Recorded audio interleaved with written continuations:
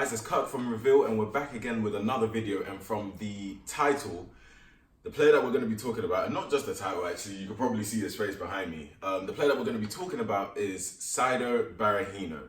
A couple of days ago when I was on Twitter, I stumbled across, which probably a lot of you have seen, it was an interview by Talk Sport, and in particular Natalie Sawyer and Jim White.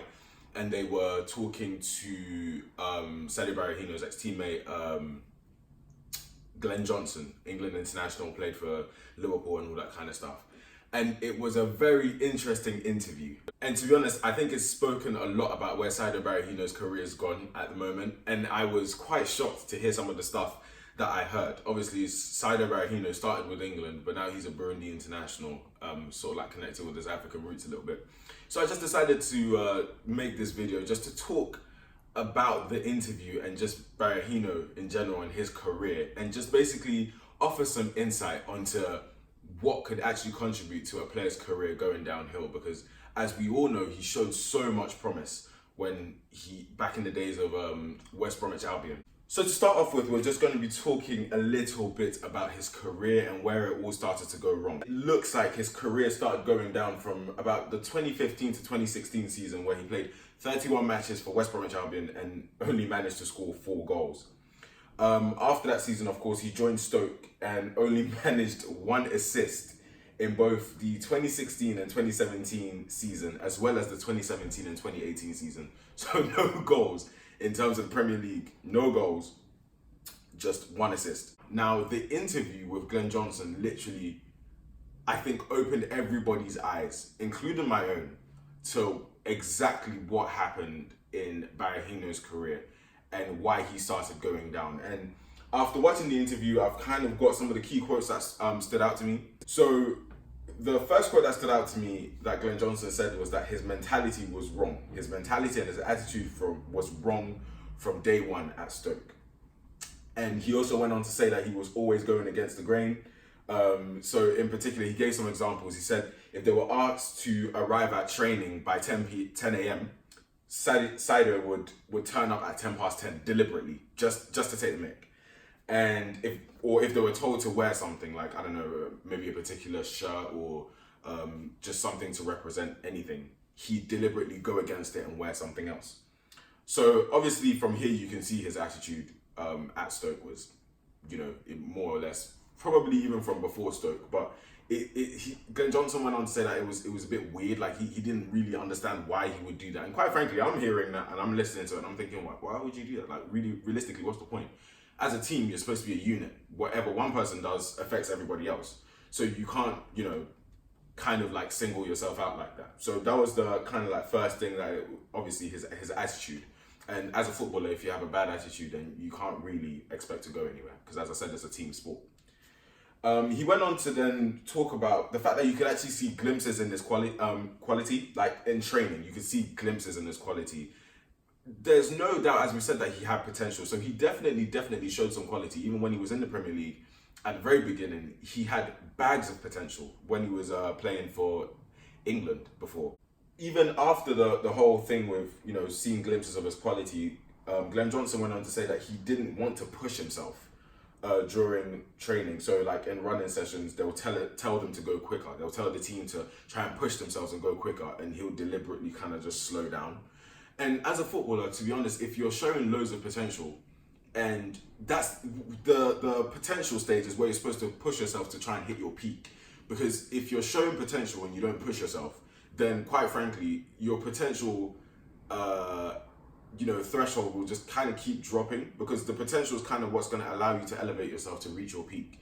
And if you're not pushing yourself, then quite frankly, you're going to stay where you are, and obviously you're going to start knocking on a little bit as age sort of adds on, and then you're just going to start to depreciate in, effectiveness. So it generally doesn't surprise me to see that, the coach was telling them to go quicker, and Saido deliberately just decides to, try and move slower. And again, it was kind of strange. It was kind of weird. It was kind of like, why not push yourself, And I think it probably comes to a point where, with the whole thing with potential, when you show potential and a lot of people are looking at you, you start to get a bit big-headed, thinking that you're better than everyone else and everyone needs you. And I think that's probably what kind of fed into his game a little bit. and made him start to exhibit some of these, just poor habits in general. And Glen Johnson mentioned that it was every day. It wasn't even like it was just a one-off, once or twice a week. It was every time they went into training. He just did not push himself at all.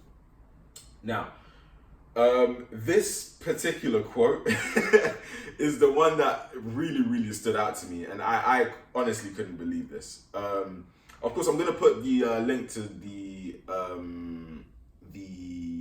interview with Glen Johnson below, because I saw it on Twitter, so I'll put the Twitter link below.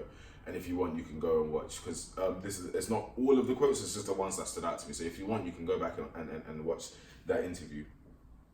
Glen Johnson mentioned that he remembers one incident after a match where, obviously, if you were benched, I think at Stoke City at the time, if you're on the bench and you didn't play a game, I think to maintain fitness and to maintain players being match ready, they would make all the subs or just the players on the bench go running after the game.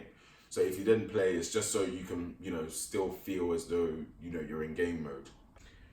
So said he remembers one incident where they had to run after the game, as they usually do, because that's what they had to do. And instead of running, Saido would jog. So at that particular time, he was just jogging. Like they were trying to get them to push themselves again and really run, and he was just jogging. And because of this, I think the staff got a bit annoyed, and they were supposed to be off that following Sunday.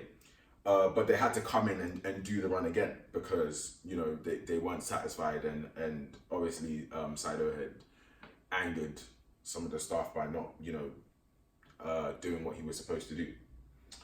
So what happened after that, when they all came in for training, and it wasn't just the subs this time, it wasn't even the bench players this time, it was even the players that played on the pitch, the players that actually played 90 minutes on the pitch, had to also come in to do this training session because of Saido. And what Saido did was to phone in sick. So he didn't even bother to turn up, as Glen Johnson said. It was one of those things where we're all here because of you. He mentioned this in the interview. We're all here because of you. You're the reason why we all had to come and give away our day off and actually come in to do some more training. And you didn't even bother to show up. I think that is despicable. Honestly speaking, I honestly cannot believe that any player would do that to his teammates. I really don't understand why you're a footballer if you're even going to show that kind of attitude. Like why? Why are you a footballer? Why are you putting on a jersey to play?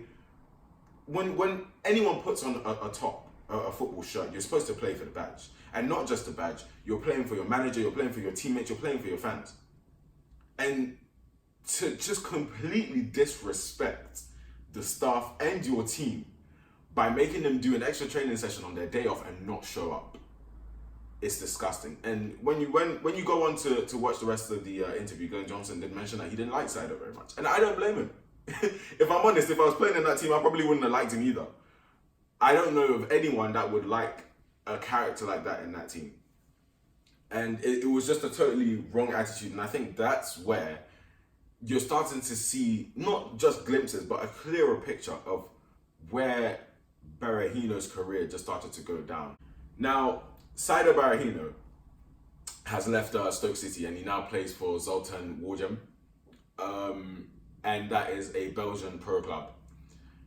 And he's played his first match, he scored a goal there. But just to move forward, I'm not too sure what his mentality is now. I'm not too sure what he's thinking. I'm not too sure how he's sort of like got himself up from being at Stoke and all that kind of stuff.